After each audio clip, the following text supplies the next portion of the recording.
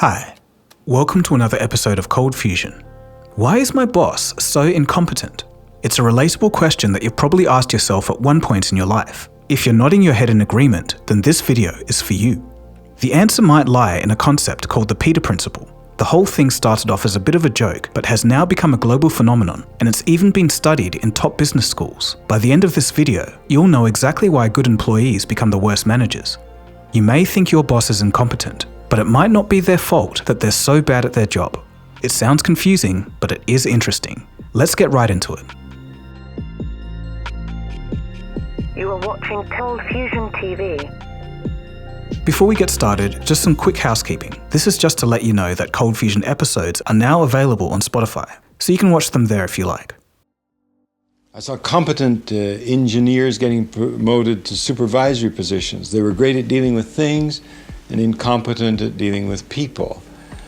And over again, I saw this phenomenon, and I called it the Peter Principle. In a nutshell, the Peter Principle says that employees climbing the corporate ladder will inevitably become incompetent. The idea was formulated by Canadian hierarchologist and professor Lawrence J. Peter, and it was first laid out as satire in the 1969 best-selling book, Why Things Always Go Wrong. In action, it looks like this. Meet corporate cubicle master, Mr. James Harrison.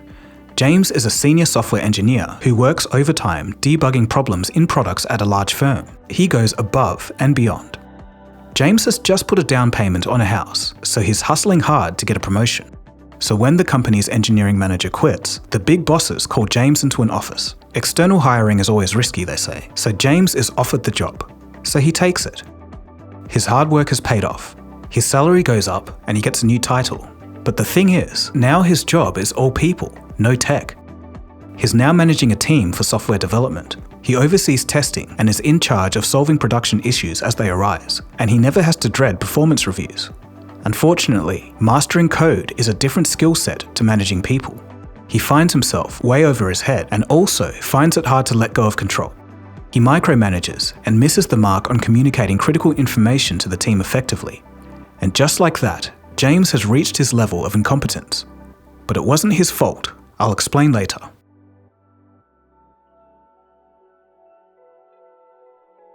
The logic is simple enough. Employees are promoted based on current and not future potential performance. And so, when that employee moves up the corporate ladder, they take on more managerial roles or responsibilities which require a completely different skill set than the ones that got them there in the first place. If they can't adapt, they're not going to be promoted again. But if they succeed at that level, they will be promoted again and again until they find themselves in a position where they struggle to perform. The end result is that they get stuck at that level while being incompetent. The principle isn't confined to people, but technology and innovation too. Consider the cases of Kodak, Blockbuster, and BlackBerry, companies that plateaued in innovation after failing to recognize and act upon new opportunities. So, is there any legitimate evidence that actually supports the Peter Principle? How true is the Peter Principle? In 2009, Google wanted to foster better bosses within the company, so they launched Project Oxygen, which studied over 10,000 observations. And they found that out of everything, technical knowledge was the least important thing to be a good boss. A group of professors from MIT, the University of Carlson, and Yale set out to prove the Peter Principle. They studied data from 214 firms to test if top-performing sales reps were likely to be promoted to sales manager. Sure enough, they were. But here's the twist. The studies also found that the best sales reps turned out to be the worst managers. It's just $99! That's right! It's $99! It's an incredible value, but it's true! It's Windows from Microsoft! Order today! Steve Ballmer was a great salesman. But when he was promoted to Microsoft CEO, he dropped the ball on multiple products, and he shipped bad ones, and even laughed when the iPhone was released. If I may. The Zune was getting some traction, then Steve Jobs goes to Macworld and he pulls out this iPhone. What was your first reaction when you saw that? $500? Fully subsidized with a plan? I said, that is the most expensive phone in the world, and it doesn't appeal to business customers because it doesn't have a keyboard, which makes it not a very good email machine. Or take John Scully, the marketing genius behind the Pepsi taste test. Steve Jobs saw the success and poached John to work at Apple. And what happened? John Sculley fired Steve Jobs, and this was over them butting heads over the production of the Macintosh, an expensive but forward-looking computer. Sculley himself later said that it was, quote, a big mistake that he was ever hired. There's also Dick Fuld of Lehman Brothers, a great trader but a massively incompetent CEO, and he was at the reins when the largest bankruptcy in history became a global symbol of failure. Dick Fuld is blamed for betting the farm on the way up, then stubbornly refusing to recognise the company's dire straits on the way down. But interestingly, this isn't just a modern issue. Bosses tending to be incompetent may actually go back hundreds of years. A 1763 play by Gotthold Lessing was all about an army sergeant, but there's one line in the play that might actually sound familiar. When refusing the opportunity to rise up the ranks, the lead character says, quote, I am a good sergeant. I might easily make a bad captain, and certainly an even worse general. One knows from experience, end quote. In Psychology of Military Incompetence, psychologist Norman F. Dixon connects some of history's worst military failures on officers being promoted based on success in lower ranks. The gist is this: lower rank officers are taught to be authoritative, disciplined, and obedient. But as leaders, these traits are exactly what makes them arrogant, prone to groupthink, and resistant to change. In short, good followers do not become good leaders. However, while there is some evidence for all of this, humans are complicated beings, and there may be other things at play. American economist Edward Lazier disagrees with the Peter Principle. He argues that, instead of something being wrong with the corporate promotional structure, employees are prone to, quote, regression to the mean, and therefore, quote, ability appears lower after promotion purely as a statistical matter, end quote. In simple terms, employees go all in when chasing that promotion, but that increased effort and productivity isn't sustainable. So once promoted, employees revert back to their normal pace. From the outside, it just looks like they're bad at their jobs. As for corporate James Harrison, our protagonist, now his company has lost a skilled software engineer and gained an incompetent manager. So why do good employees become bad bosses? There's research to say that when employees become bosses, they feel out of depth, which leads to micromanagement. In an academic paper, Professor Richard D. White Jr. explains, quote, many people cannot make the transition from worker to supervisor, and if incapable of doing their new job, they micromanage those doing their old job, end quote. So what is the effect of all that? Do bosses actually get in the way? Do they hamper the effectiveness of how those under them work?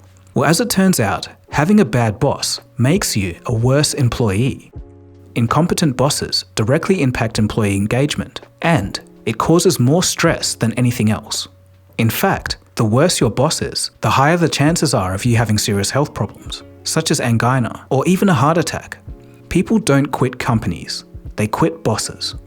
And believe it or not, this has led to $223 billion in turnover costs in the past 5 years. All in all, a meta-analysis of 57 studies found that the damage caused by bad bosses outweighs any good that competent ones can bring. Gallup chairman Jim Clifton explains, quote, no amount of excellent rewards, well thought out career paths, stimulating work environments, EAP programs, health insurance, and other perks will make much difference to the people stuck with bad bosses. So if only 1 in 10 of us actually have what it takes to be a decent manager, and on top of that, only 38% even want to take a manager role, are we all just doomed to incompetence? If we find a way to overcome the Peter Principle, businesses will have happier customers, employees will have less sick days and be more productive, and things will be much safer. But what would it take? The Peter Principle does expose some flaws in meritocracy, but surely the solution isn't to stop promoting people based on skill and competence, right? In the book, The Meritocracy Trap, Yale law professor Daniel Markovits writes that the solution to overwork, inequality, and stress is a compressed meritocracy, where more credit is given to the middle-skilled employees. So what if we promoted people sideways instead of upwards? This study from Samuel Curtis Johnson Graduate School of Management found that lateral career moves should come before any promotion and can help create competent leaders.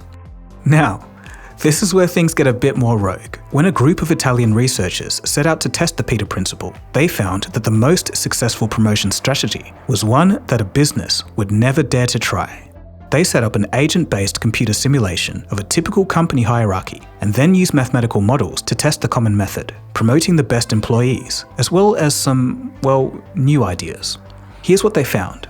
To overcome the Peter Principle, companies should either promote people randomly or promote the best and worst employees. It's a super unconventional idea that plays into Parundo's paradox, a game theory where mixing losing strategies can lead to a win. In short, 2 wrongs do make a right. Back in 2001, researchers at the University of Texas at Dallas found the same thing. Random promotions were better than the common promotion strategies. And then there's the up and out system, pioneered over a century ago by Paul Cravath. It's used by top firms like McKinsey, BCG, Bain, and other major law firms. Essentially, up and out expects new hires to rise through the ranks to partner within a specific time frame or be fired.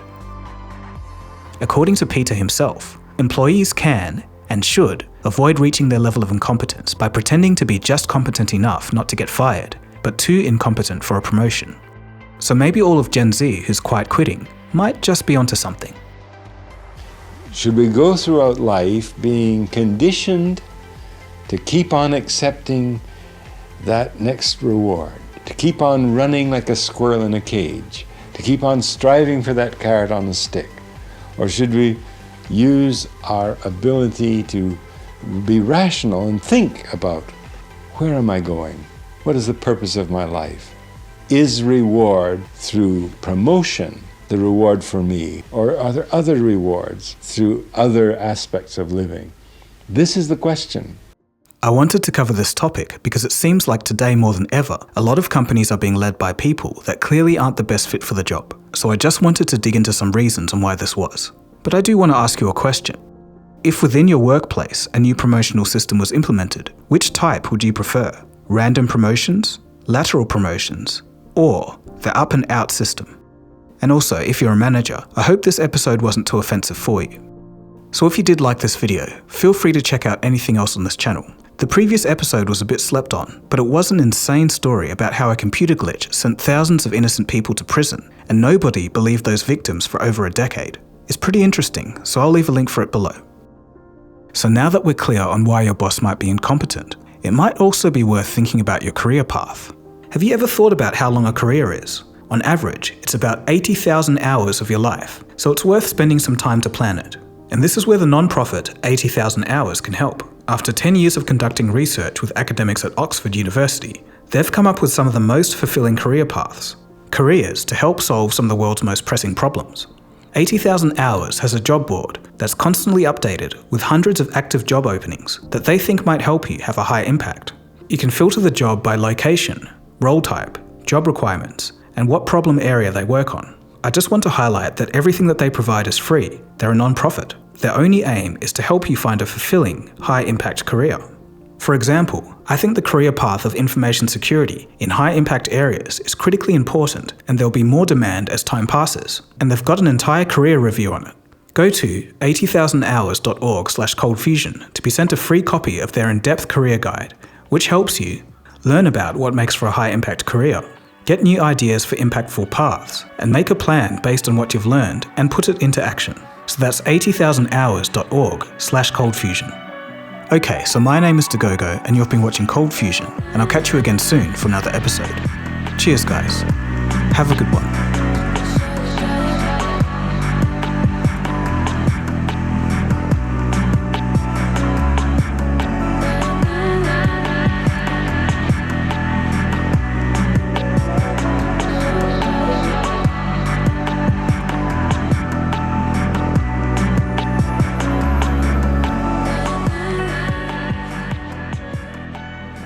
ColdFusion.